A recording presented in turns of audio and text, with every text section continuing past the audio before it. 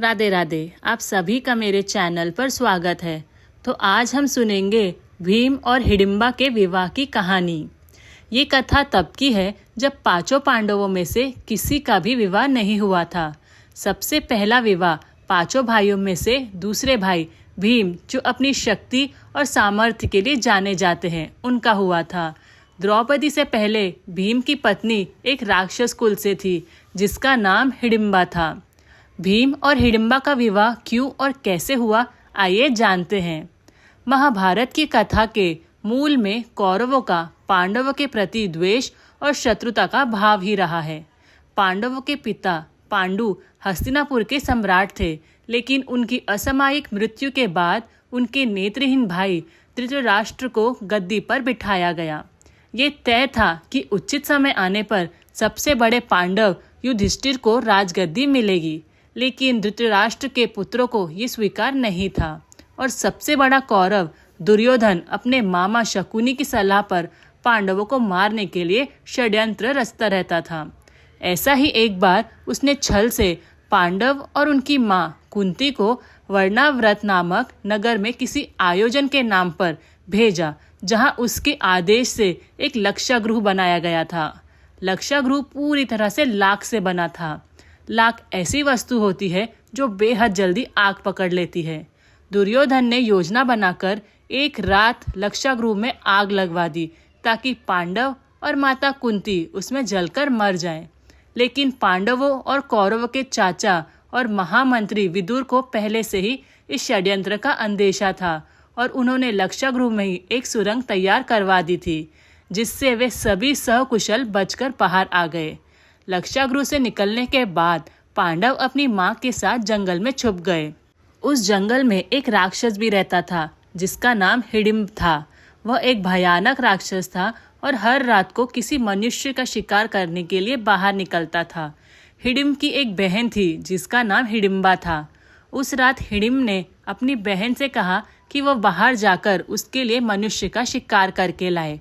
हिडिंबा ने अपने भाई की बात मानी और विशालकाय व भयंकर राक्षसी का रूप लेकर जंगल में शिकार ढूंढने के लिए निकल पड़ी। घूमते घूमते वह उसी स्थान पर पहुंची जहां पांडव छुपे हुए थे।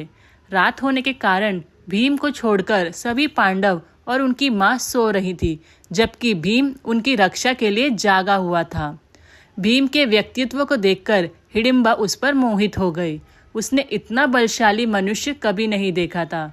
हिडिंबा भीम से इतनी आकर्षित हुई कि उसने तय कर लिया कि वह उसी से विवाह करेगी।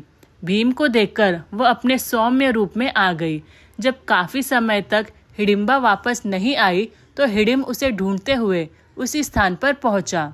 एक साथ इतने मनुष्यों को देखकर वो बहुत आनंदित हुआ। तभी हिडिंबा ने उसे कहा कि वह भीम से विवाह करना चाहती है।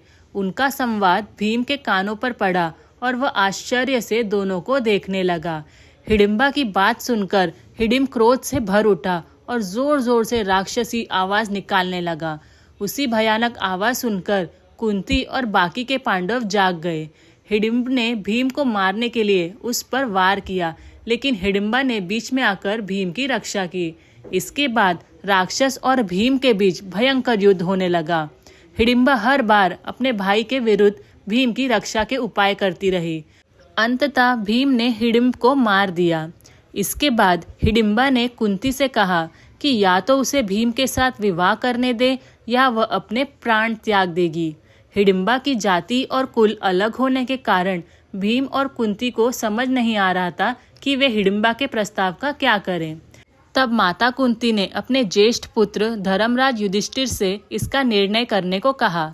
युधिष्ठिर ने कहा कि चूंकि राक्षस के साथ युद्ध में हिडिंबा ने भीम का साथ दिया है, इसीलिए उसके जीवन पर उसका भी अधिकार है और ये विवाह हो सकता है, लेकिन अलग कुल से होने के कारण वे दोनों सदैव साथ नहीं रह सकते।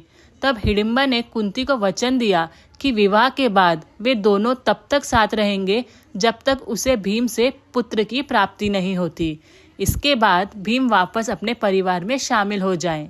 कुंती ने इसे स्वीकार कर लिया और इस प्रकार भीम और हिडिंबा का गंधर्व विवाह संपन्न हुआ। बाद में उनके पुत्र घटोत्कच का जन्म हुआ, जो महाभारत के युद्ध में पांडवों की ओर से लड़ते हुए वीर गति को प्राप्त हुआ। तो ये थी भीम और हिडिंबा के विवाह की कहानी। अगर आपको ये कहानी अच्छी लगी हो तो प्लीज़ मेरे चैनल को सब्सक्राइब करें। Thank you. राधे राधे।